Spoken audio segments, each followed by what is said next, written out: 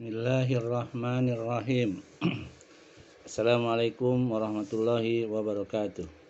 Innal hamdalillah nahmaduhu wa nasta'inuhu wa nastaghfiruh wa na'udzu billahi min syururi anfusina wa min sayyiati a'malina may yahdihillahu fala mudhillalah wa man yudhlil fala hadiyalah. Asyhadu an la ilaha illallah wahdahu la syarikalah wa asyhadu anna Muhammadan abduhu wa rasuluh. Ya ayyuhallazina amanu taqullaha haqqa tuqatih wa la tamutunna illa wa antum muslimun. Ya ayyuhan nasu taqu rabbakumul ladzi khalaqakum min nafsin wahidah wa khalaqa minha zawjaha wa bassa minhuma rijalan katsiran wa nisaa'a. Wattaqullaha allazi tasaaluna bihi wal arham innallaha kana 'alaikum raqiba. Ya ayyuhallazina amanu taqullaha wa qulu qawlan sadida yuslih lakum a'malakum wa yaghfir lakum dzunubakum wa may yuti'illah wa rasulahu faqad faza fawzan azima. Amma ba'du fa inna asdaqal hadisi kitabullah wa khairal haji Muhammad sallallahu alaihi wasallam wa syarrul umur muhdatsatuha fa inna kulla muhdatsatin bid'ah wa kulla bid'atin dhalalah wa kulla dhalalatin finnar. Saudaraku kaum muslimin dan muslimat yang mengikuti kajian ini tentang sara Nabi Muhammad SAW, kita masuk ke sebelumnya kita sudah masuk ke bab 37 tentang era baru, pengiriman surat kepada para raja-raja. Era baru tahap kedua ya. Kemudian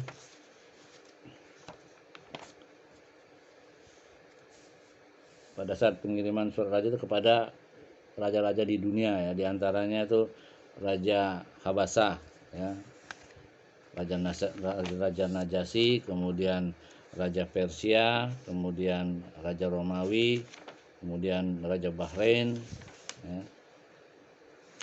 kemudian juga Raja Mesir, Raja Romawi Yunani ya maksudnya, kemudian juga kepada raja-raja yang lainnya ya, diantaranya itu Raja Bahrain ya, Al-Munzir, ada beberapa ya. Kalau itu bisa diulang. Sekarang kita masuk ke bab berikutnya, bab ke-38, mengenai judul bab ini adalah aktivitas militer pasca perjanjian Hudaibiyah ya, yang dikenal dengan poin berikutnya ini perang Gobah ya, perang Gobah atau perang Ziqarat ya, Ziqarat. Perang ini adalah gerakan menghalau salah satu rumpun dari Bani Uzarah yang melakukan perampokan terhadap onta-onta milik Rasulullah. Jadi masih ada yang berani ya merampok-rampok di situ. Tadinya sih orang-orang Arab Baduy itu diantaranya yang sering merampok ya.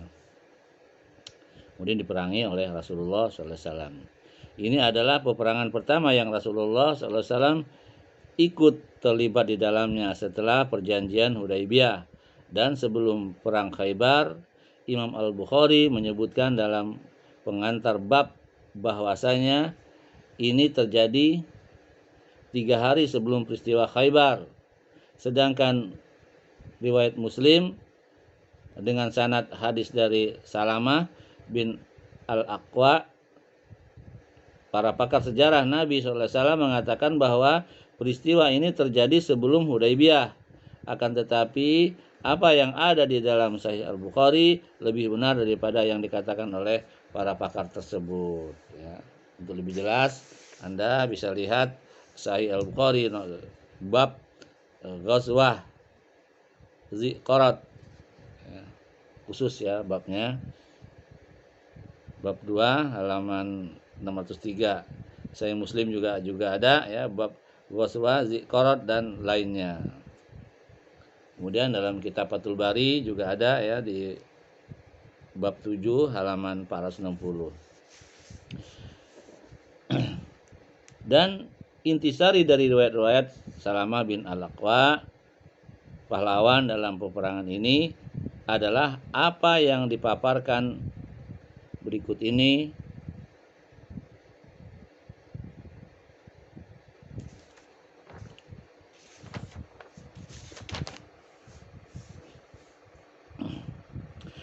Saudara dirahmati Allah, Rasulullah SAW mengutus pembantunya Robah dengan membawa sejumlah onta, dan aku juga menyertainya dengan menunggang kuda. Kudanya kuda Tolha. Pada pagi harinya tiba-tiba Abdurrahman Al-Farizi, ini dari Persia ya, menyerang onta-onta itu. Maka ia menguasai seluruhnya dan membunuh pengembalanya. Aku berkata, hai Robah, bawalah kuda ini dan berikan kepada Tolha dan beritahu Rasulullah SAW. Kemudian aku berdiri di atas bukit menghadap ke arah Madinah dan berteriak, hai yang bangun di pagi hari, tolong. Kemudian saya keluar menuju mereka dan menyerang mereka dengan anak panah seraya melantunkan syair.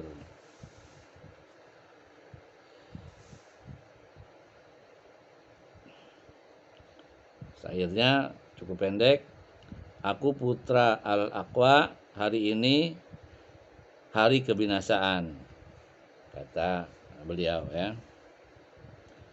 Demi Allah aku terus menyerang dan melakukan demi Allah aku terus menyerang dan melukai kuda mereka. Jika ada penunggang kuda yang kembali ke arahku, saya duduk di bawah pohon kemudian menyerangnya dan melukai kudanya, hingga ketika kami berada di celah gunung yang sempit, aku naik ke atasnya dan melempari mereka dengan batu. Aku terus membuntutin mereka sambil melempari mereka dengan batu-batuan, hingga mereka meninggalkan semua unta milik Rasulullah SAW. Dan juga mereka tinggalkan 30 mantel dan 30 tombak untuk mempermudah perlarian mereka. Dan apa-apa yang mereka tinggalkan, saya beri tanda dengan batu-batuan sehingga bisa dikenali oleh Rasulullah SAW dan para sahabatnya. Setelah mereka sampai di salah satu celah di sebuah jalan setapak di gunung, mereka duduk dan makan siang. Sementara aku berada di puncak bukit. Kemudian ada 4 orang yang naik ke atas gunung tempatku berada tersebut ya. Aku berkata, apakah kalian mengenaliku? Aku Salamah bin Al-Aqwa.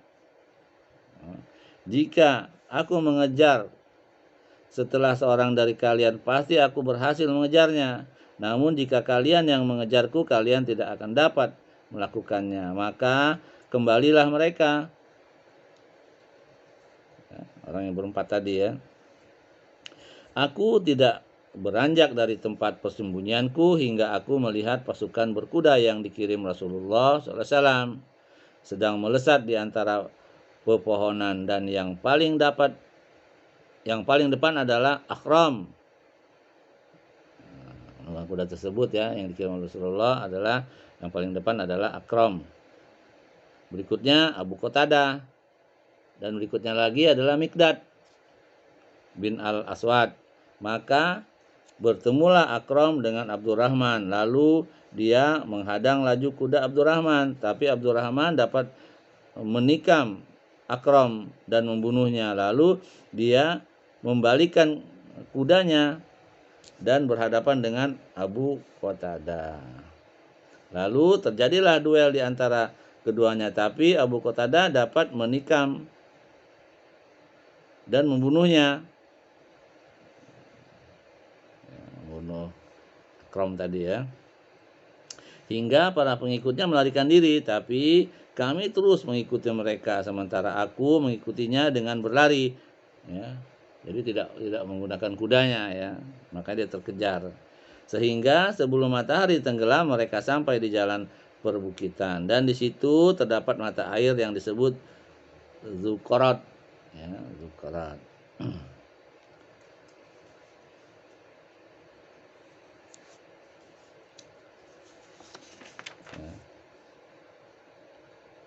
Makanya perang tersebut dikenal dengan perang Gobah atau perang Zikarat ya.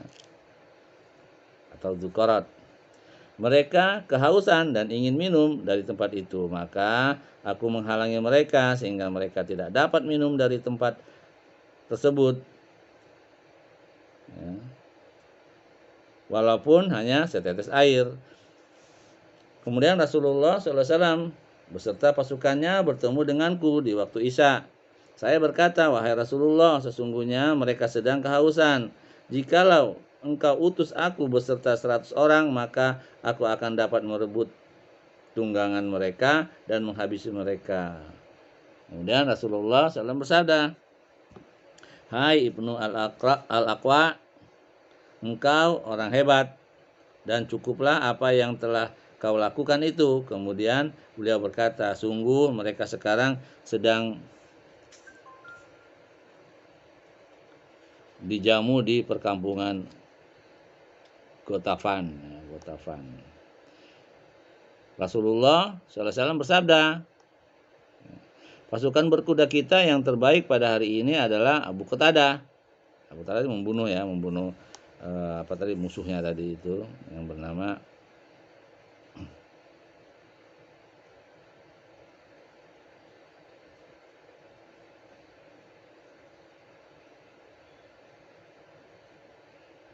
sedang pasukan berjalan kaki adalah Salamah.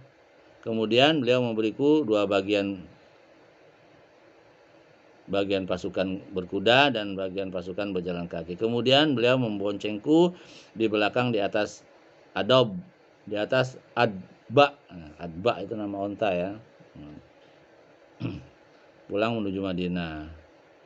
Saudaraku dirahmati Allah, kemudian Rasulullah SAW menyerahkan urusan Madinah pada saat perang ini kepada Ibnu Ummi Maktum, dan beliau menyerahkan panji perang kepada Al-Miqdad bin Amr.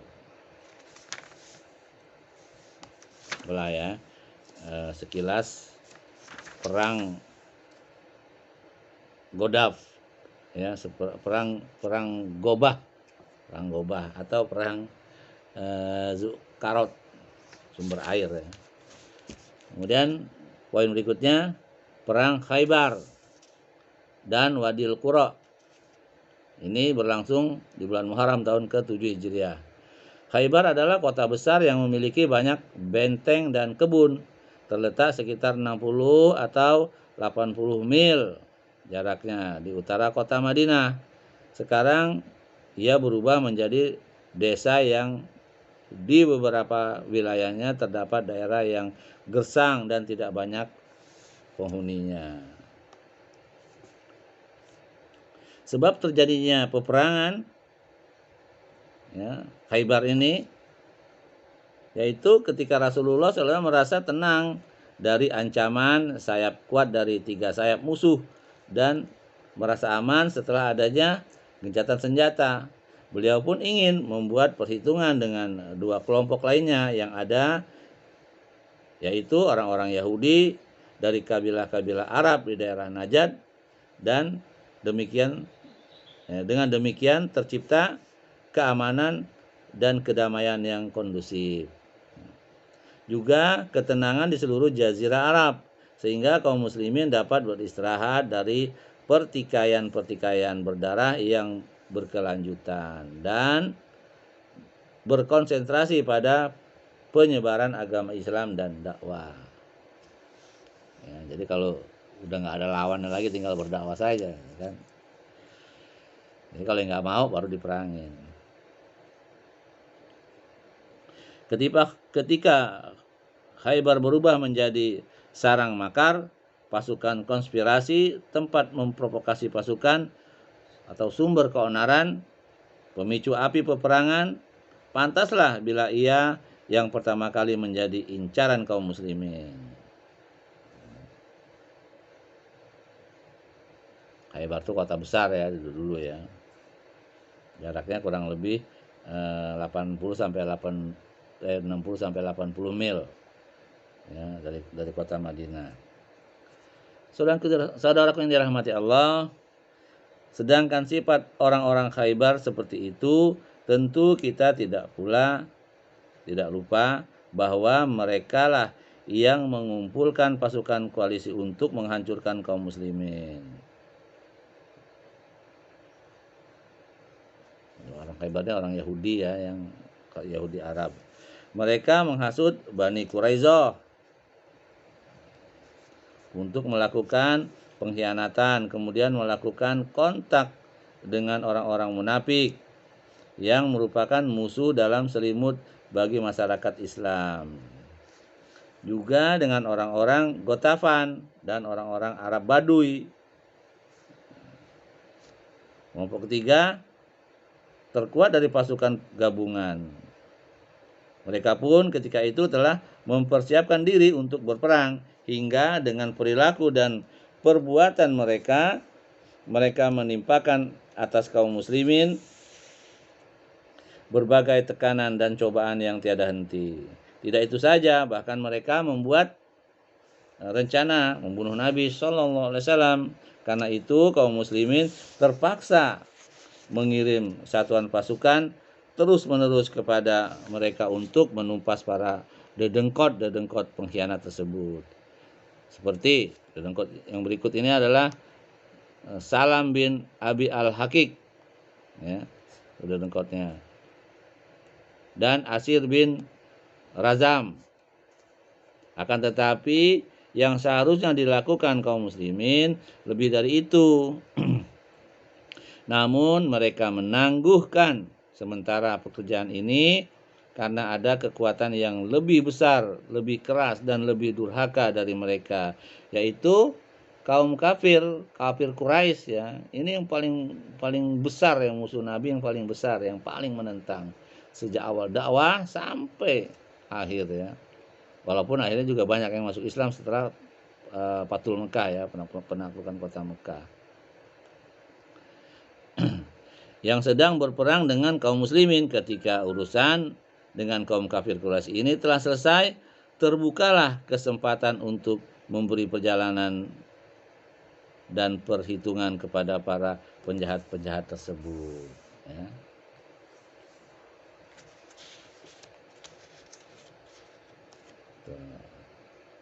Kemudian perjalanan atau menuju Khaybar ya. Ibnu Ishaq berkata, sekembalinya Rasulullah SAW dari Hudaybiyah, beliau menetap di Madinah pada bulan Zulhijjah dan beberapa hari dari bulan Muharram. Lalu beliau pergi menuju Khaybar dalam bulan Muharram tersebut. Para ahli tafsir berkata, sebenarnya Khaybar adalah sesuatu yang telah Allah janjikan dalam firman-Nya dalam surat Al-Fat ayat 20. A'udzubillahi samiul alim minasyaitonir rajim. Wa'adakumullahu maghanima katsiratan ta'khuzuna fa'ajjala lakum hazihi.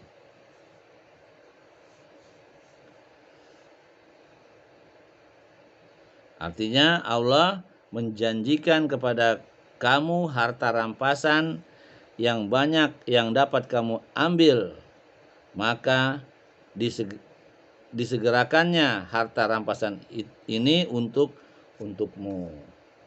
Artinya ya, maksudnya adalah apa? Perjanjian Hudaybiyah dan harta rampasan itu adalah Khaybar, di kota itu sendiri ya. Kemudian poin berikutnya, jumlah pasukan Islam. Ketika orang-orang munafik dan orang-orang yang lemah imannya tidak turut serta pada perang Hudaybiyah, Allah Subhanahu wa taala menerangkan perihal mereka kepada nabinya dalam firman-Nya dalam surat Al-Fat ayat 15 ya. Kalau janji tadi bahwa akan mendapatkan harta dan lain-lainnya ya, itu adalah surat Al-Fat ayat 20.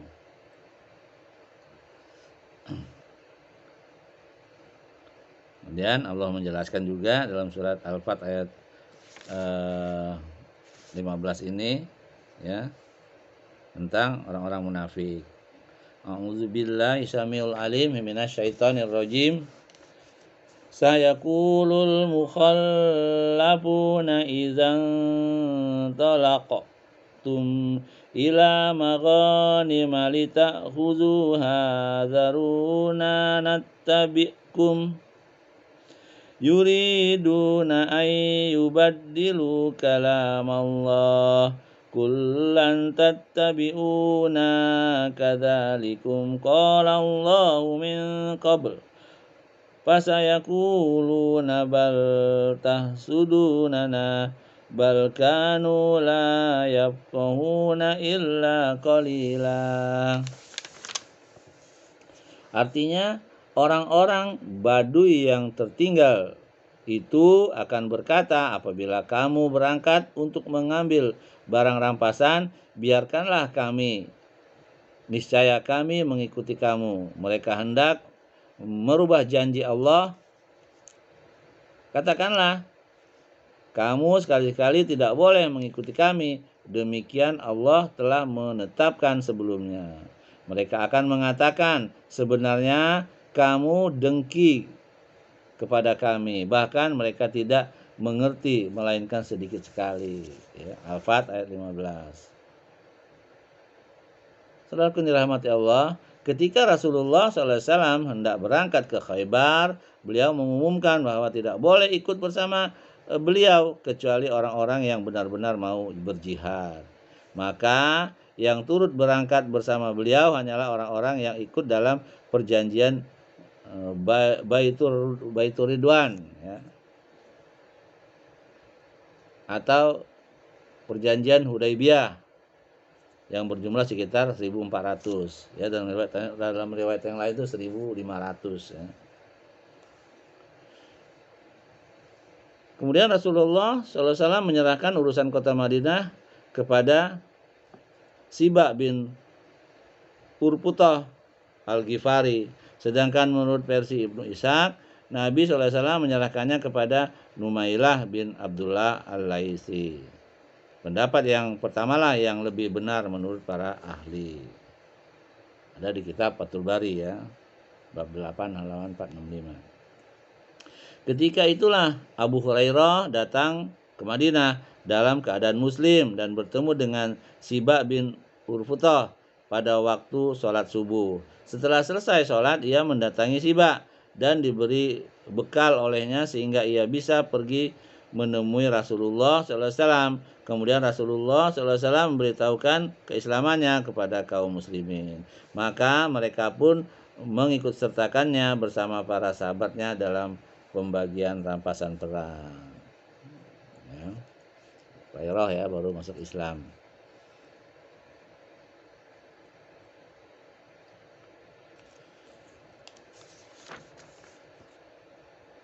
Itu terjadi pada perang Khaybar itu, ya. Kemudian poin berikutnya, orang-orang munafik melakukan kontak dengan Yahudi. Orang-orang munafik tersebut telah bekerja untuk kepentingan orang-orang Yahudi. Pemuda mereka namanya Abdullah bin Ubay, ya, si munafik ini, ya, mengirim berita kepada Yahudi, Muhammad sedang pergi menuju kalian, maka waspadalah dan jangan takut kepadanya karena jumlah dan perbekalan kalian sangat banyak, sedangkan kaum Muhammad adalah kelompok yang terusir dari tanah airnya. Maksudnya terusir dari Mekah, ya, dikiranya sedikit gitu kan. Yang sedikit jumlahnya, gitu kan, serta senjata yang minim juga. Kemudian ketika orang-orang kafir mengetahui hal ini, mereka mengutus Kinanah bin Abil Hakik dan Hauzah bin Qais kepada kabilah Gotafan untuk meminta bantuan. Kemudian kabilah Gotafan adalah sekutu Yahudi di Khaybar, ya. Pendukung mereka dalam penghancuran kaum muslimin. Mereka menjanjikan imbalan setengah dari hasil buah kurma Khaybar kepada kabilah Gotafan jika mereka mampu mengalahkan kaum muslimin. Ya. Tapi ternyata kaum muslimin tidak bisa dikalahkan ya. Gitu. Kemudian poin berikutnya perjalanan menuju Khaybar ya.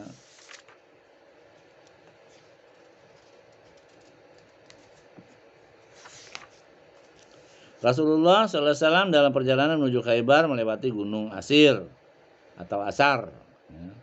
Lalu ke arah pegunungan As-Sohba, kemudian menuruni lembah Ar-Roji. Sedangkan jarak antara beliau saat itu dengan kabilah Ghatafan adalah perjalanan sehari semalam. Sementara kabilah Ghatafan bersiap-siap menuju Khaybar untuk membantu kaum Yahudi. Ketika dalam perjalanan mereka mendengar suara hiruk-pikuk di belakang mereka. Mereka menyangka bahwa kaum muslimin telah menyerang keluarga dan harta mereka, maka mereka pun pulang kembali dan mengabaikan yang terjadi antara Rasulullah dan Khaybar.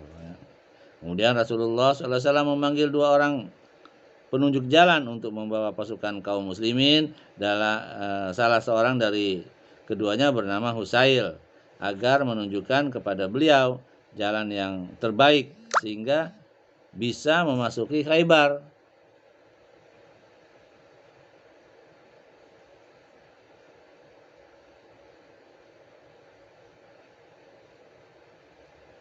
Dari arah utara, yakni arah Syam maksudnya ya. Supaya beliau dapat mencegah kaum Yahudi yang ingin lari menuju Syam, sebagaimana beliau menghalangi bersatunya Yahudi dengan kabilah Ghatafan. Salah seorang dari keduanya berkata, "Akan aku tunjukkan kepadamu, wahai Rasulullah SAW." Ia pun maju sampai ke persimpangan jalan yang banyak dan berkata, "Wahai Rasulullah, setiap jalan ini bisa membawa ke tempat tujuan." Ia pun diperintah untuk menyebutkan masing-masing nama dari jalan-jalan itu satu persatu. Ia memberitahu bahwa salah satu jalan itu bernama Huzan. Huzan artinya sedih, jalan sedih.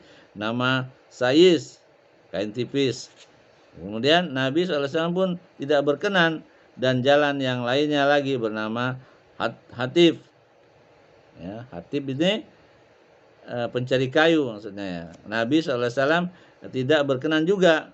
Kemudian Husail berkata, "Masih ada satu jalan lagi." Umar bertanya, "Apa namanya?" Husail menjawab, "Marhab." Artinya lapang. Maka Nabi memilihnya jalan Marhab tersebut ya, karena lapang. Beberapa hal yang terjadi selama dalam perjalanan. Yang pertama itu adalah dari Salamah bin Al-Aqwa, ia berkata, "Kami pergi bersama Nabi SAW menuju Khaybar dan berjalan di malam hari. Seseorang dari kami berkata kepada Amir, 'Wahai Amir, tidakkah kau dengarkan kepada kami sebagian senandungmu?' Amir ini adalah seorang penyair. Lalu ia pun mulai bersenandung, 'Ya Allah, jika tidak karenamu,' nah, itu syair ya. Syair itu dari zaman dulu terkenal ya. Itu dapat memberi motivasi juga ya. Nggak perlu saya baca ya, karena panjang sekali. Kemudian saudaraku dirahmati Allah, Rasulullah SAW pun bertanya, "Siapakah yang bersenandung ini?" Para sahabat menjawab, "Amir bin Al-Aqwa." Nabi SAW bersabda, "Semoga Allah merahmatinya." Lalu seseorang berucap, "Engkau telah memastikan surga kepadanya, wahai Nabi Allah. Andaikan engkau memberikannya kepada kami." Ada Sahih Bukhari, dalam kitab Sahih Bukhari ya, bab Ghazwah Khaybar. Para sahabat mengetahui bahwa tidaklah Rasulullah SAW memintakan ampunan untuk seseorang secara khusus, melainkan ia akan mati syahid. Dan itu benar-benar terjadi pada perang Khaybar. Jadi yang menyenandungkan syair tadi itu Amir bin Al-Aqwa ya.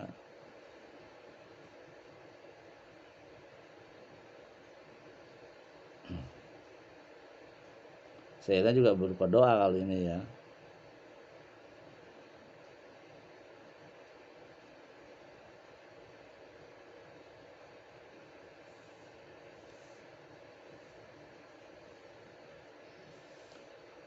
Yang pertama ya. Yang kedua, di pegunungan ya, dalam perjalanan ini ya, yang pertama tadi itu dari Salamah bin Al-Aqwa ya. Yang kedua, di pegunungan Sahba, tempat yang paling dekat dengan Khaybar.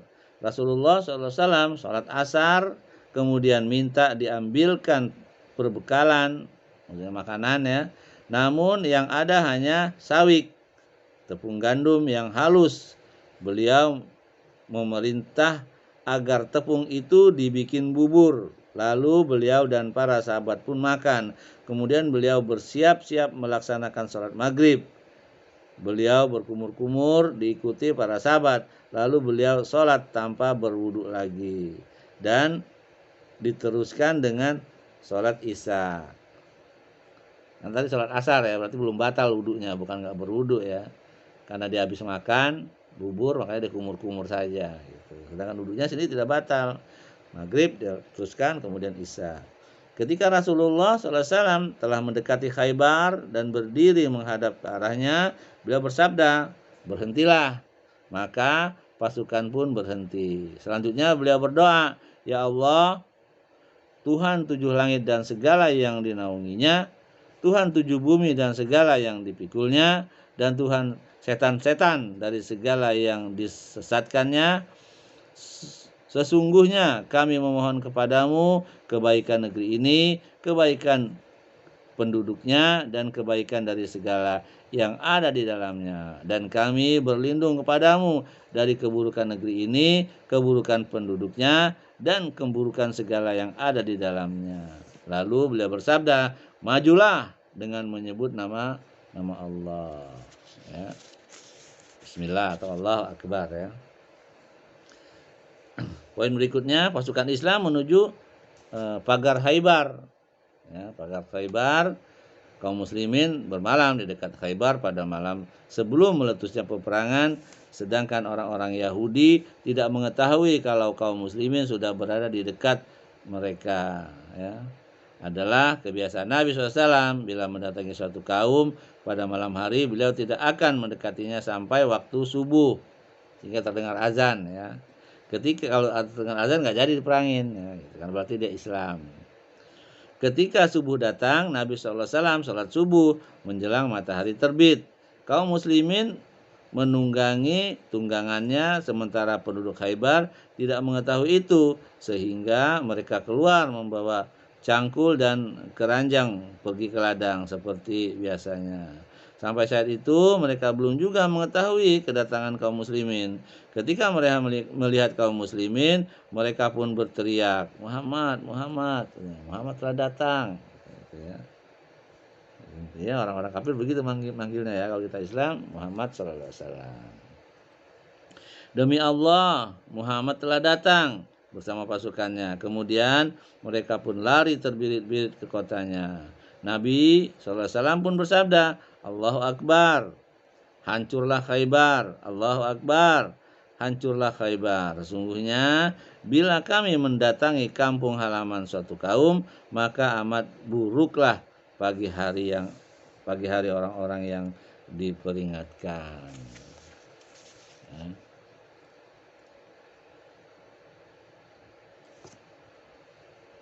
Kemudian poin berikutnya, benteng-benteng Khaybar ya.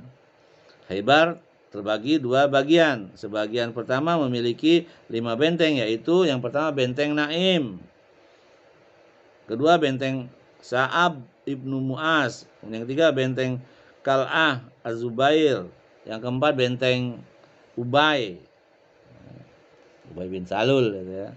Atau Abdullah bin Ubay bin Salul. Kemudian benteng An-Nizar. Nah, itu benteng yang pertama. 3 benteng pertama terletak di daerah yang bernama Nutah. Sedangkan 2 benteng terakhir terletak di daerah yang bernama Syaqqa. Ya. Adapun bagian kedua yang dikenal dengan sebutan Al-Katibah hanya memiliki 3 benteng saja, yaitu benteng Kamus milik Bani Abil Hakik dari Bani Nadir, kemudian benteng Watih, kemudian benteng Salaim ya, atau Salalim ya. Di dalam Khaybar masih ada benteng-benteng lain selain 8 benteng di atas. Maka jadi ada benteng lain ya. Hanya saja benteng tersebut kecil-kecil ya. Dan juga tidak sama kokohnya dengan benteng yang 8 tadi. Dan kekuatannya dengan ke-8 benteng itu juga tidak seperti itu kekuatannya. Peperangan sengit hanya terjadi pada bagian Khaybar yang pertama.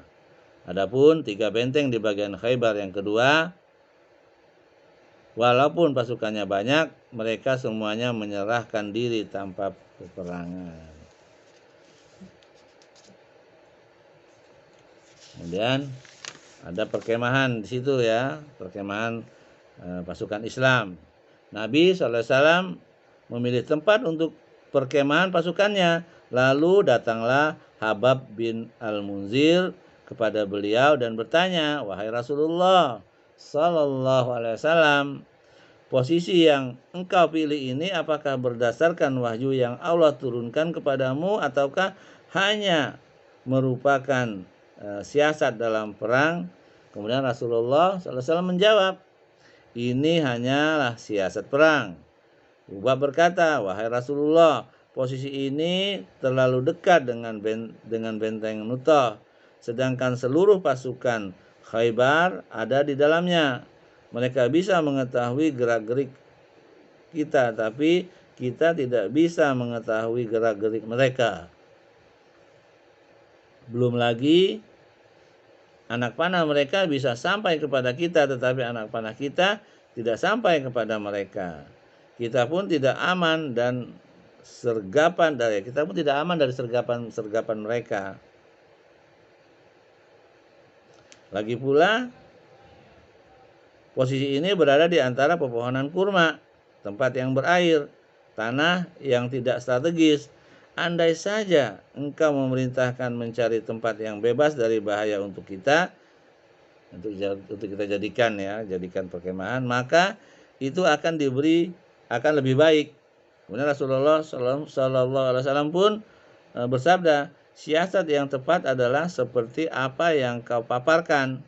Kemudian dipindahkanlah perkemahan itu ke tempat lain.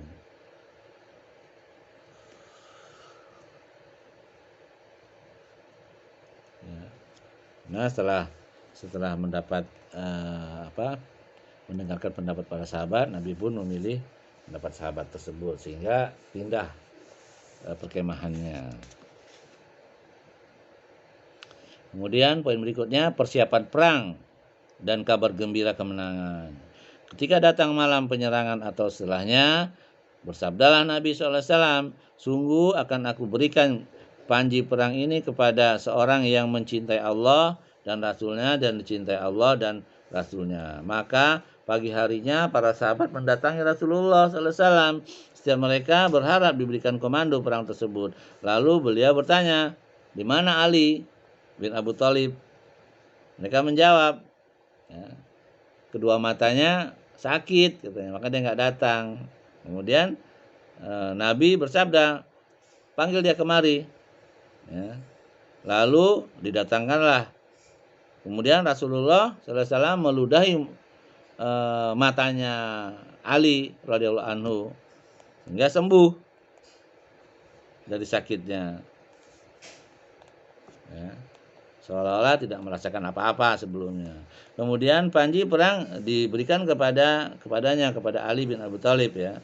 Ia bertanya, "Wahai Rasulullah, apakah aku harus memerangi mereka sampai mereka menjadi seperti kita?"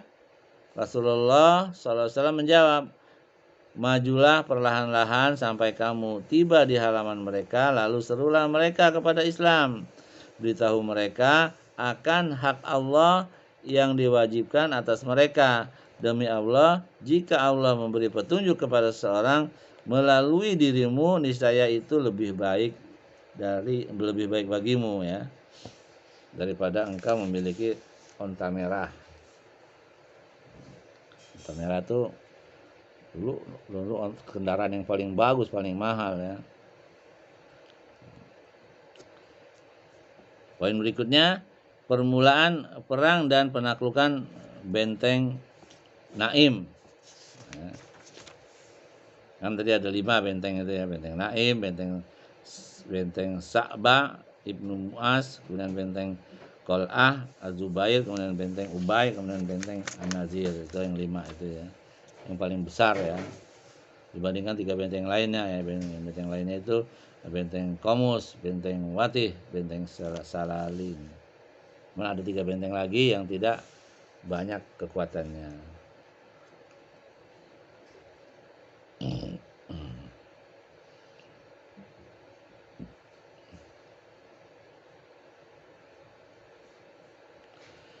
Dari ke-8 benteng itu, benteng yang pertama kali diserang kaum muslimin adalah benteng Naim. Ia merupakan garis pertahanan pertama kaum Yahudi karena letaknya yang strategis. Benteng ini adalah kepunyaan Marhab, seorang pahlawan Yahudi yang dianggap mempunyai kekuatan sebanding 1.000 orang. Keluarlah Ali bin Abu Thalib radhiyallahu anhu bersama kaum muslimin menuju benteng ini dan menyeru orang-orang Yahudi kepada Islam. Mereka menolak seruan ini sambil menampakkan diri bersama raja mereka, Marhab. Ya, raja mereka Marhab ya. Sesampainya di medan pertempuran, ia menentang duel 1 lawan 1.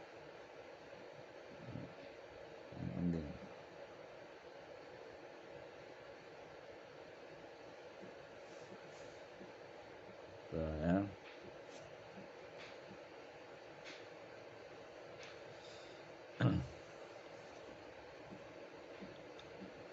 Ya. Sudah kita rahmati Allah. Kemudian Ali bin Abu Thalib keluar bersama kaum muslimin menuju benteng ini dan menyuruh orang-orang Yahudi kepada Islam. Mereka menolak seruan ini sambil menampakkan diri bersama raja mereka. Raja mereka namanya Marhab yang punya benteng Naim tersebut ya.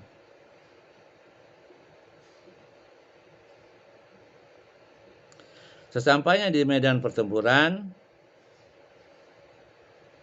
ia menentang duel 1 lawan 1. Salamah bin Al-Aqwa berkata, ketika kami sampai di Khaybar yang dikuasai oleh Marhab, ia mengayun-ayunkan pedangnya sambil berkata, bersair lagi ya, bumi Khaybar sudah tahu bahwa akulah Marhab, ahli memainkan senjata dan ksatria yang berpengalaman. Jika pertempuran mulai berkecamuk dan membara, lalu majulah pamanku Amir ke hadapannya dan berkata, bumi Khaybar juga sudah tahu bahwa akulah Amir, ahli memainkan senjata dan ksatria yang tak kenal takut. Ya, ini adalah Sahih Muslim ya. Kemudian keduanya pun saling menyerang. Tebasan pedang Marhab jatuh di perisai pamanku Amir di pamanku Amir. Lalu Amir bergerak membawanya karena pedangnya pendek. Ia berusaha menebaskan pedangnya ke betis si Yahudi, tetapi ujung pedangnya malah berbalik dan mengenai mata lututnya. Ia pun meninggal dunia karenanya. Nabi SAW bersabda mengenai dia sambil memberi isyarat dengan kedua jarinya, ia mendapatkan 2 pahala. Sesungguhnya ia benar-benar mujahid. Jarang sekali orang-orang seperti dia.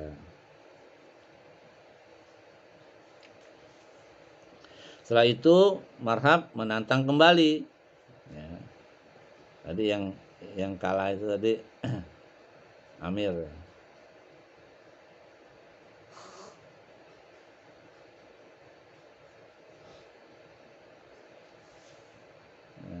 Kemudian Marhab menantang kembali pertarungan 1 lawan 1 sambil menggumamkan syair tentang kekuatannya. Seperti biasa ya, bumi Khaybar tahu dan seperti yang tadi itu ya. Kemudian Ali bin Abu Thalib maju ya, berhadapan. Salama ibnu Al-Aqwa berkata, sambil maju Ali mengucapkan kata-kata, akulah yang dinamai ibuku singa seperti singa hutan yang menakutkan. Aku penuhi tantangan mereka sepenuh hati. Lalu Ali menebas kepala Marhab dan tewaslah ia. Kemudian kemenangan pun diraih melalui Ali.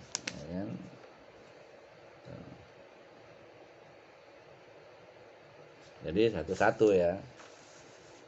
Raja mereka Marhab mati di situ dengan Ali tebas lehernya. Ketika Ali radhiyallahu anhu mendekati benteng mereka, seorang Yahudi mengintip dari atas benteng dan bertanya, "Siapa kamu?" Dijawab, "Aku Ali bin Abu Thalib."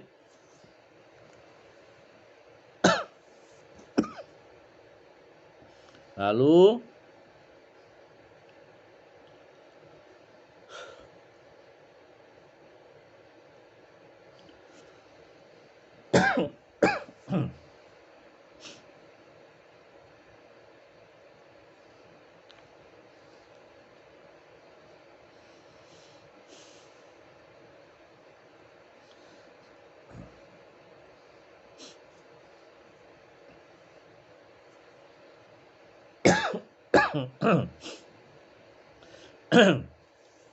Lalu si Yahudi berkata, "Kalian telah mengungguli apa yang telah diturunkan kepada Musa."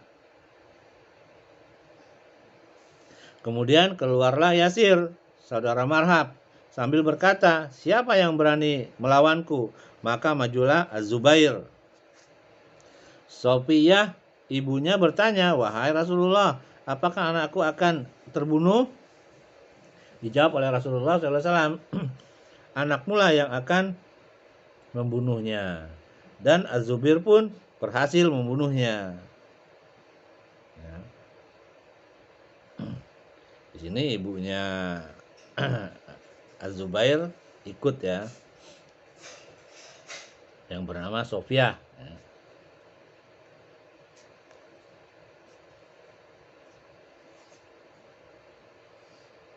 Pertempuran sengit berkobar di sekitar benteng Naim yang menyebabkan petinggi-petinggi Yahudi terbunuh dan karenanya melemahlah perlawanan mereka serta tak mampu membendung serangan kaum muslimin. Dari beberapa sumber riwayatkan bahwa pertempuran itu berlangsung beberapa hari dan kaum muslimin mendapat perlawanan yang sengit.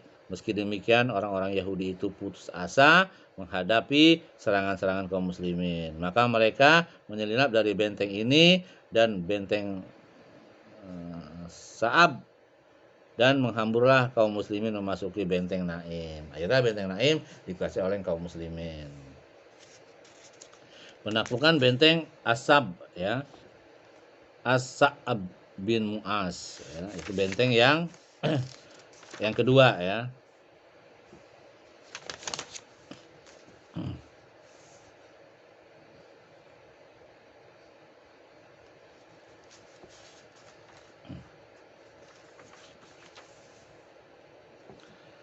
As-Sa'ba atau Asab adalah benteng kedua yang kekuatan dan kekokohannya di bawah benteng Naim. Kaum muslimin menyerang di bawah komando Al-Hubab bin Al-Munzir Al-Ansari dan mengepung benteng itu selama 3 hari. Pada hari ketiga, Rasulullah SAW berdoa secara khusus untuk penaklukan benteng tersebut. Kemudian Ibnu Ishaq meriwayatkan beberapa orang dari Bani Aslam mendatangi Rasulullah SAW dan berkata, "Kami benar-benar sudah berusaha, tapi apa daya kami tidak mampu."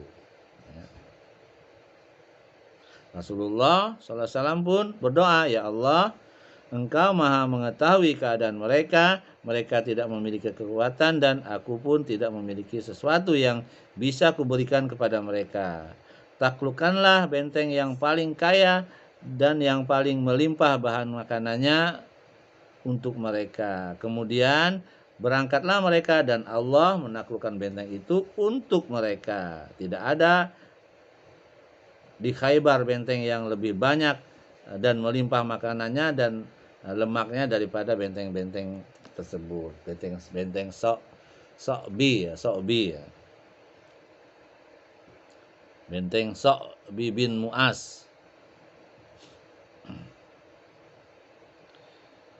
Kemudian ketika Nabi SAW menyerukan kaum muslimin untuk menyerbu benteng setelah beliau berdoa, Bani Aslam berada di barisan terdepan dalam penyerangan ini. Terjadilah perang tanding dan pertempuran sengit di depan benteng itu. Kemudian benteng itu dapat dikuasai pada hari itu juga sebelum matahari terbenam. Kemudian kaum muslimin menemukan beberapa meriam dan kendaraan perang. Ya. Zaman dulu ada meriam juga ya. Keliru. Selama ini kan perangnya pakai panah, pedang, tombak.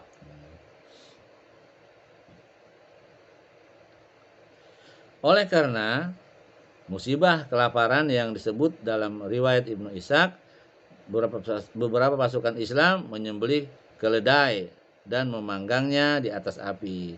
Ketika Rasulullah SAW mengetahui hal ini, beliau pun melarang memakan daging keledai. Jadi nggak boleh dimakan ya daging keledai ya. Kemudian penaklukan benteng berikutnya ya. Yang ketiga itu benteng Az-Zubair. Setelah penaklukan benteng Naim dan Sa'ab bin Munzil tadi ya, bin Mu'az, Asab bin Mu'az. Lalu menyerang benteng ya, benteng Az-Zubair tersebut ya. Orang Yahudi dari seluruh benteng ya. Setelah menaklukkan kedua benteng tadi, Naim dan Sa'ab ya, atau So'ab bin Mu'az tadi, pindahlah orang-orang Yahudi ya, yang tadi ya, dari seluruh benteng Nutoh ke benteng Az-Zubair ya, mengungsi ke sana, yang merupakan benteng kokoh terletak di puncak ketinggian. Tidak ada kuda dan orang yang bisa mencapainya karena jalannya sulit dan terjal, serta karena kokohnya. Oleh karena itu, Rasulullah SAW memutuskan untuk mengepungnya, dan beliau turut mengepungnya selama 3 hari. Lalu datanglah seorang Yahudi dan berkata, "Wahai Abul Qasim," ini julukan Nabi ya.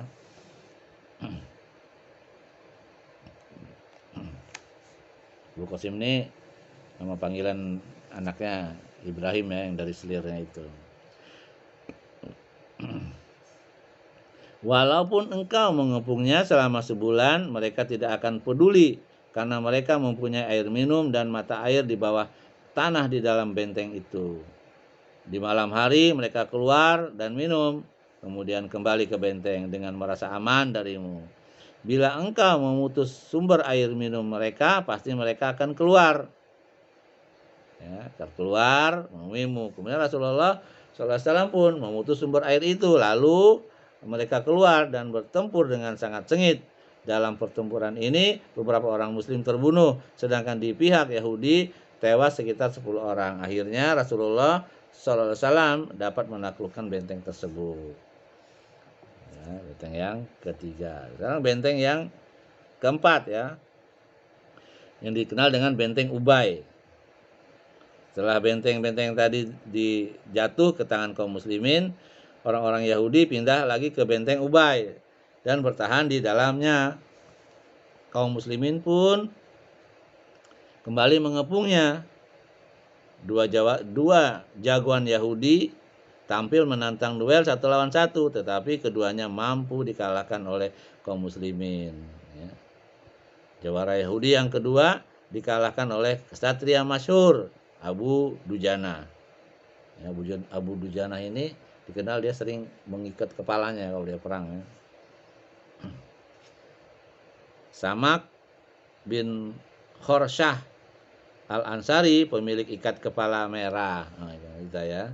Segera setelah membunuhnya, Abu Dujana menyerbu benteng dan diikuti oleh pasukan Islam. Kembali terjadi pertempuran sengit di dalam benteng dan akhirnya orang-orang Yahudi pun menyelinap keluar benteng dan pindah ke benteng Nazir. Kemudian terakhir di bagian Khaybar yang pertama. Kemudian Nazir yang terakhir nih, yang kelima nih. Ini pun bentengnya sangat kokoh. Yang di bagian pertama Khaybar ya. Orang-orang Yahudi merasa yakin bahwa kaum muslimin walaupun dengan mengerahkan segala cara tidak akan sanggup menyerbu benteng ini. Karena itu mereka tinggal di dalam benteng itu bersama anak-anak dan istrinya. Ya. Di mana hal ini tidak mereka lakukan di benteng-benteng yang terdahulu. Kali ini kaum muslimin benar-benar mengepung benteng dan melakukan penekanan yang dekat kepada mereka. Tetapi karena benteng ini terletak di atas gunung yang sangat tinggi dan kokoh, kaum muslimin tidak menemukan jalan untuk menyerbunya. Adapun orang-orang Yahudi, mereka tidak berani keluar dari benteng tersebut ya untuk bertempur melawan kekuatan kaum muslimin. Tetapi mereka melakukan perlawanan yang sengit dengan bidikan anak panah dan lemparan-lemparan batu. Ketika benteng An-Nazir sulit ditaklukkan oleh kekuatan kaum muslimin, Nabi SAW memerintahkan memasang alat-alat pelontar beberapa peluru ditembakkan kaum muslimin yang menyebabkan tembok-tembok benteng terlobang. Lalu diserbulah benteng itu dan terjadi pertempuran sengit di dalam benteng tersebut ya. Di depan benteng itu orang-orang Yahudi mendapat kekalahan yang telak karena tidak bisa lagi menyelinap keluar masuk dari benteng seperti yang mereka lakukan pada benteng-benteng sebelumnya. Mereka lari meloloskan dari benteng tersebut ya.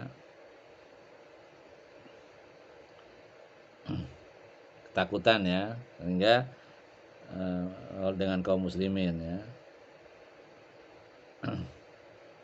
Kemudian benteng tersebut ditinggalkan dan direbut oleh kaum muslimin serta anak-anak dan istri mereka juga. Setelah penaklukan benteng yang kokoh ini, sempurnalah penaklukan sebagian pertama dari tanah Khaybar, yaitu daerah Nutah dan Syaqq. Di daerah ini masih ada benteng-benteng kecil yang lain, tapi dengan ditaklukkannya benteng ini, mereka membiarkan benteng-benteng itu dan kabur menyelamatkan diri ke bagian kedua dari tanah Khaybar. Yang tiga nggak diserang, pada kabur aja dia. Gitu.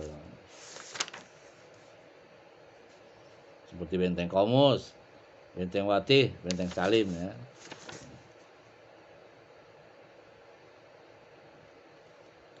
Kemudian poin berikutnya penaklukan bagian kedua dari tanah Khaybar.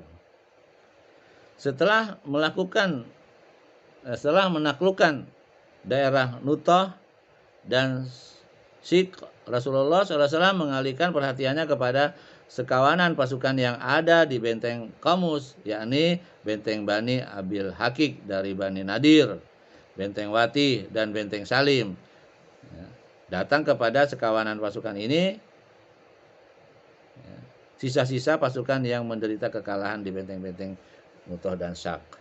Lalu mereka membentengi diri dengan sekuat-kuatnya.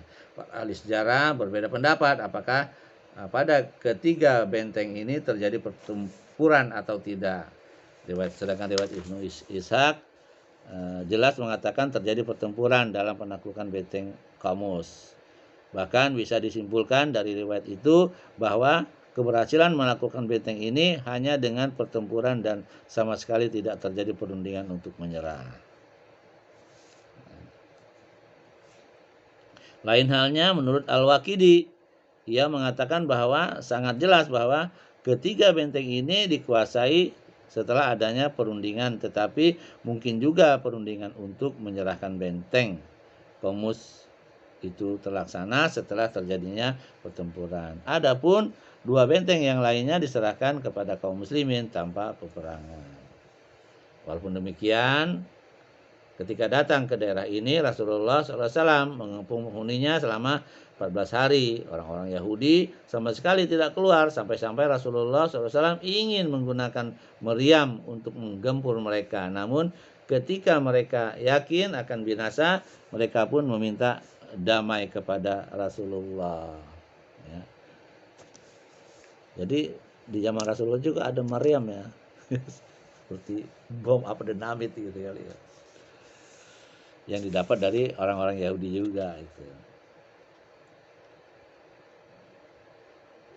Walaupun demikian ketika datang tadi ya 14 hari lamanya. Kemudian poin berikutnya adalah perundingan. Ibnu Abil Hakik mengutus utusannya kepada Rasulullah SAW. Turunlah, aku ingin berbicara denganmu. Jawab Nabi SAW. Baiklah. Lalu beliau pun turun dan berdamai untuk tidak mengalirkan darah. Para pasukan yang ada dalam benteng mereka membiarkannya keluar dari Khaybar bersama anak keturunannya. Dan mereka bersedia menyerahkan kepada Rasulullah SAW apa saja yang mereka miliki. Harta, bumi mereka, emas, perak, hewan, ternak, dan barang-barang perhiasan, kecuali baju yang melekat di badannya. Tetapi dijelaskan dalam riwayat Abu Daud bahwa dalam perjanjian damai itu kaum muslimin mengizinkan orang-orang Yahudi ketika meninggalkan Khaybar membawa harta mereka sebanyak yang bisa dibawa oleh tunggangannya mereka. Ini dalam Sunan Abu Daud ya, bab Maja'ah fi hukmi ardi Khaybar. Kemudian saudaraku dirahmati Allah, Rasulullah SAW pun bersabda, lepaslah jaminan Allah dan jaminan Rasulnya dari diri kalian. Jika kalian menyembunyikan sesuatu dariku, maka mereka pun berdamai dengan kesepakatan itu. Setelah perundingan ini, sempurnalah penyerahan semua benteng kepada kaum muslimin, yang dengan itu selesailah penaklukan Khaybar.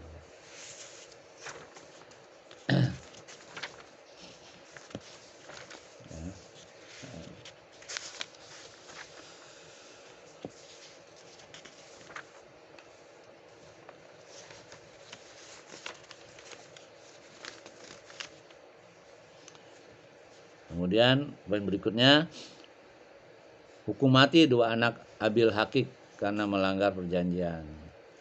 Walaupun perjanjian telah disepakati, namun dua orang anak Abil Hakik menyembunyikan harta yang banyak sekali di dalam sebuah bungkusan berupa sejumlah uang dan perhiasan milik Huyai bin Akhtab, ya, Huyai bin Akhtab, yang ia bawa ke Khaybar ketika terjadi pengusiran Bani Nadir.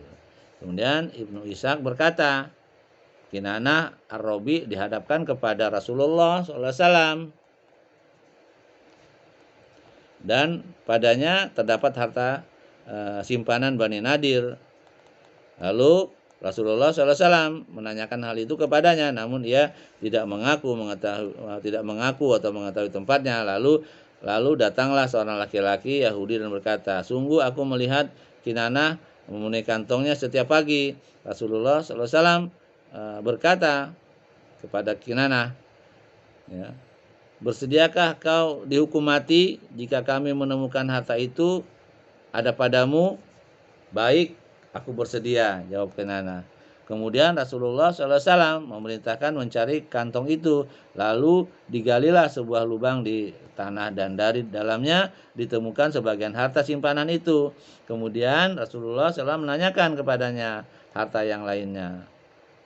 Ia pun enggan memberikannya, maka beliau menyerahkannya pada Az-Zubair seraya berkata, siksalah ia sampai engkau dapat mengambil semua apa yang ia sembunyikan. Az-Zubair pun menyalakan api di dalamnya sampai ia pingsan. Kemudian ia diserahkan kepada Muhammad bin Maslamah yang langsung memenggal lehernya sebagai balasan atas terbunuhnya saudaranya yang bernama Mahmud bin Maslamah. Ya. Ia meninggal akibat dilempar dengan alat penggilingan ketika berteduh di bawah tembok benteng Naim. Ibnu Qayyim menyebutkan bahwa Rasulullah Shallallahu Alaihi Wasallam memerintahkan hukuman mati atas 2 orang anak Abil Hakik, sedangkan orang yang memberitahu bahwa mereka berdua menyembunyikan harta adalah sepupu Kinanah sendiri. Yahudi ya, tengkar ya. Rasulullah Sallallahu Alaihi Wasallam menawan Sofiyah binti Huyai bin Akhtab, bekas istri Kinanah bin Abil Hakik, dan ketika itu ia masih pengantin baru. Dan poin berikutnya adalah pembagian harta rampasan. Ya. Rasulullah SAW ingin mengusir orang-orang Yahudi dari Khaybar, lalu mereka berkata, wahai Muhammad, biarkanlah kami berada di tanah ini untuk mengurus dan mengelolanya, sebab kami lebih mengetahui tanah ini daripada kalian. Ketika itu Rasulullah SAW dan para sahabatnya tidak mempunyai pembantu yang dapat mengurusi tanah tersebut dan juga tidak mempunyai waktu luang untuk mengolahnya sendiri. Maka diberikanlah tanah Khaybar untuk dikelola oleh mereka dengan syarat kaum muslimin mendapat setengah bagian dari setiap tanaman dan buah-buahan yang telah ditetapkan oleh Rasulullah SAW. Dan beliau menunjuk Abdullah bin Rawahah ya, sebagai petugas yang mengambil hasil tanaman mereka. Kemudian Rasulullah SAW membagi tanah Khaybar menjadi 36 bagian. Setiap bagian dikalikan 100, maka jumlahnya adalah 3.600 bagian. Rasulullah SAW dan kaum muslimin mendapatkan setengahnya, yaitu 1.800 bagian. Sedangkan bagian Rasulullah SAW adalah sama besarnya dengan sebagian seorang muslimin. Ya. Setengah yang lainnya itu 1.800 bagian dialokasikan untuk menanggulangi segala macam musibah yang menimpa Rasulullah SAW dan kaum muslimin. Sebab dibaginya harta menjadi 1.800 bagian adalah karena harta itu merupakan pemberian langsung dari Allah kepada ahli Hudaybiyah. Ya. Kemudian kaum muslimin yang ikut serta itu dibagi semua yang ikut serta dalam perjanjian Hudaybiyah ya. Baik yang hadir maupun yang tidak hadir dapat bagian.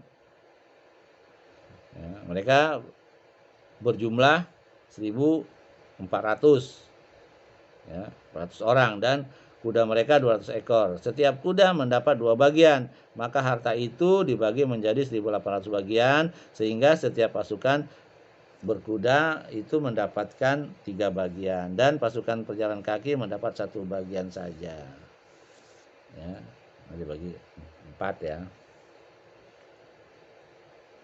Mengenai banyaknya jumlah harta rampasan Khaybar ini, Imam Al-Bukhari meriwayatkan kepada Ibnu Umar, kami belum pernah merasa kenyang sebelum Allah menaklukkan Khaybar untuk kami, dan juga yang beliau riwayatkan dari Aisyah, ketika Khaybar ditaklukkan, kami berucap, baru sekaranglah kami kenyang dengan kurma. Tadinya enggak ya, karena memang di Khaybar itu pohon kurma banyak sekali ya, tumbuh subur.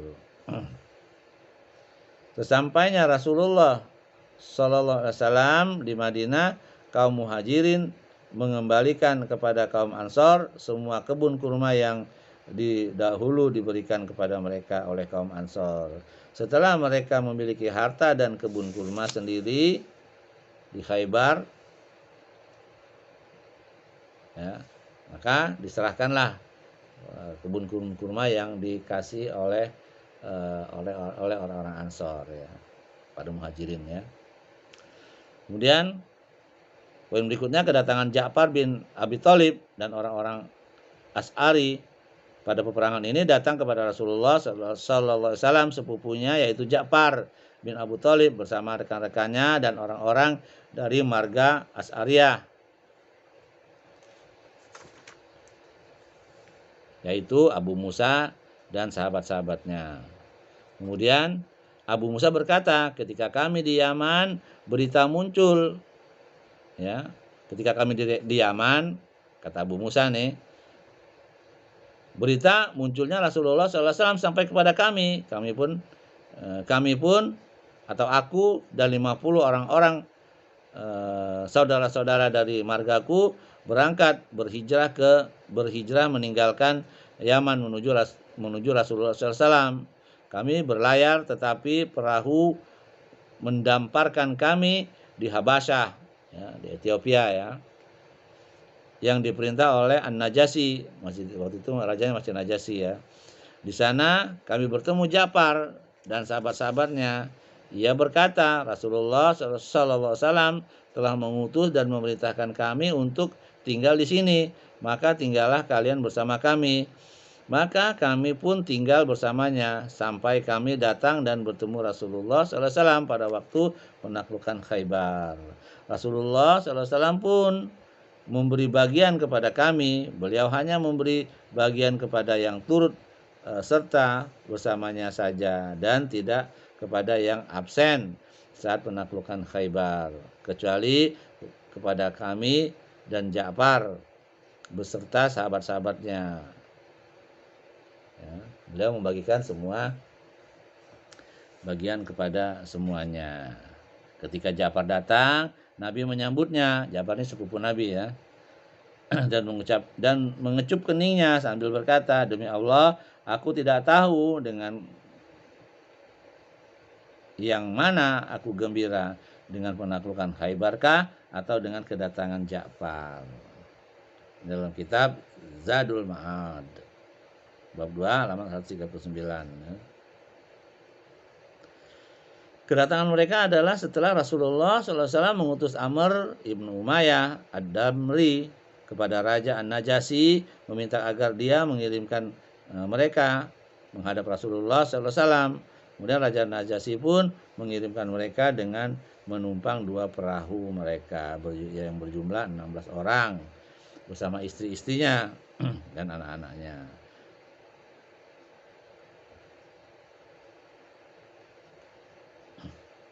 Bagian mereka sudah datang ke Madinah, ya. Kemudian pernikahan dengan Sofiyah, ya. Setelah kami sebutkan bahwa Sofiyah dijadikan tawanan ketika suaminya Kinanah, ya, istrinya Kinanah ini bin Abil Hakik dihukum mati karena pengkhianatannya yang menyimpan harta-harta tadi, ya. Ketika semua tawanan dikumpulkan, dia Ibnu Khalifah, ya, Dihyah Ibnu Khalifah Al-Kalbi datang kepada Rasulullah. Tawanan dikumpulkan semua, kemudian Dihyah Ibnu Khalifah Al-Kalbi datang kepada Rasulullah dan berkata, wahai Nabi, berikanlah seorang tawanan perempuan kepadaku. Nabi berkata, ambillah 1. Ia pun mengambil Sofiyah binti Huyai. Pintar dia, milih yang cantik, ya, si Khalifah Al-Kalbi ini, ya, Ibnu Khalifah atau yang dikenal dengan Dihyah, ya.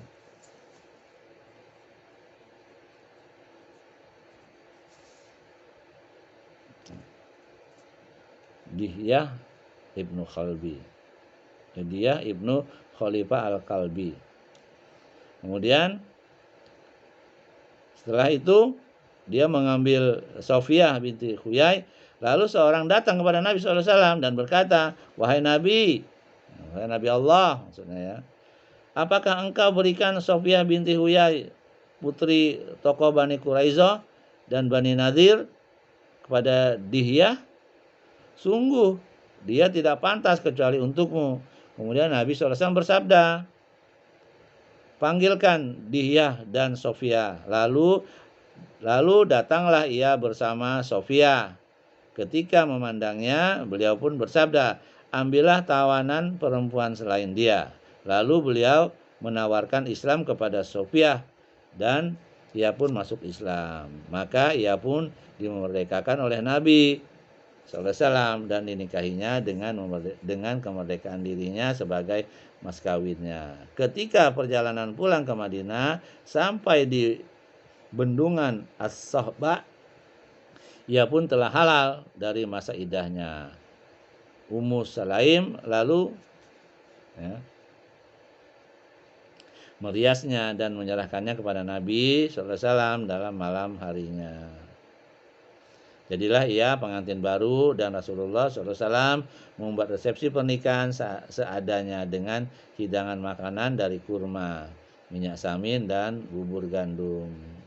Dalam perjalanan beliau berbulan madu bersamanya selama 3 hari.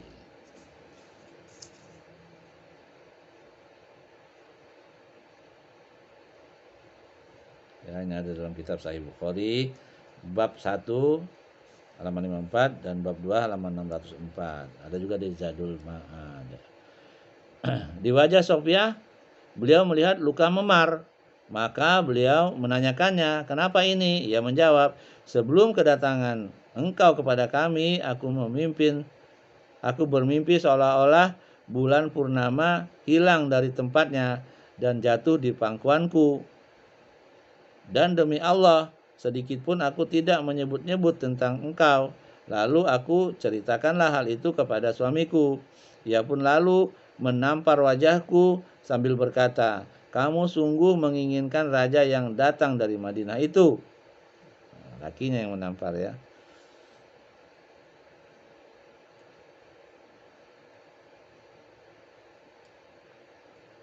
Sebelum suaminya dihukum mati ya.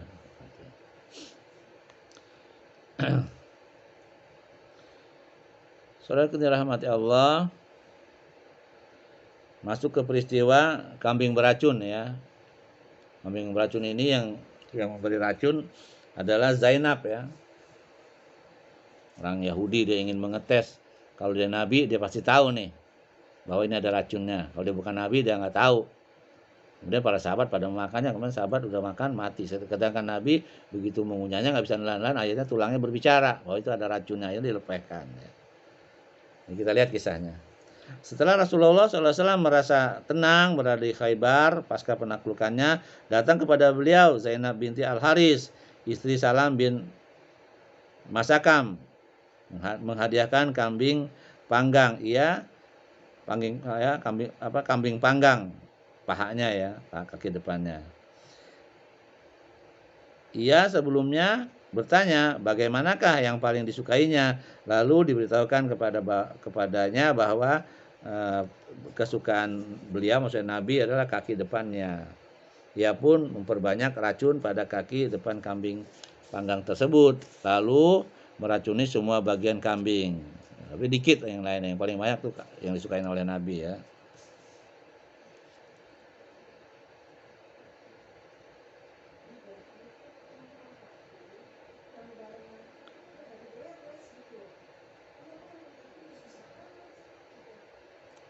Lalu dibawalah kambing itu kepada beliau, dan ketika diletakkan di hadapannya, beliau pun mengambil kaki depannya dan langsung mengunyahnya, namun tidak bisa ditelannya, dan kemudian memuntahkannya, lalu bersabda, sungguh tulang ini telah memberitahu kepadaku bahwa ia diberi racun. Kemudian beliau memanggil perempuan itu dan ia pun mengaku. Lalu beliau bertanya, apa yang membuatmu melakukan hal ini? Ia menjawab, aku berkata di dalam hatiku, jika ia seorang raja, aku terbebas darinya, dan jika ia seorang nabi, maka tentu ia akan diberitahu. Kemudian Rasulullah SAW pun mengampuninya. Ini menguji, mengetes ya. Ternyata emang nabi ya kan gitu. Kalau raja ya mati dia, makan itu kan. Bersama beliau ketika itu adalah Basir bin Baro bin Ma'rur. Ia mengambil sepotong daging dan langsung menelannya. Ia pun meninggal dunia karenanya. Ada perbedaan riwayat mengenai diampuni dan hukuman matinya perempuan itu. Dan pendapat yang kuat mengatakan bahwa awalnya beliau mengampuninya ketika Basir meninggal. Beliau pun menghukum mati perempuan itu secara kisos. Ya.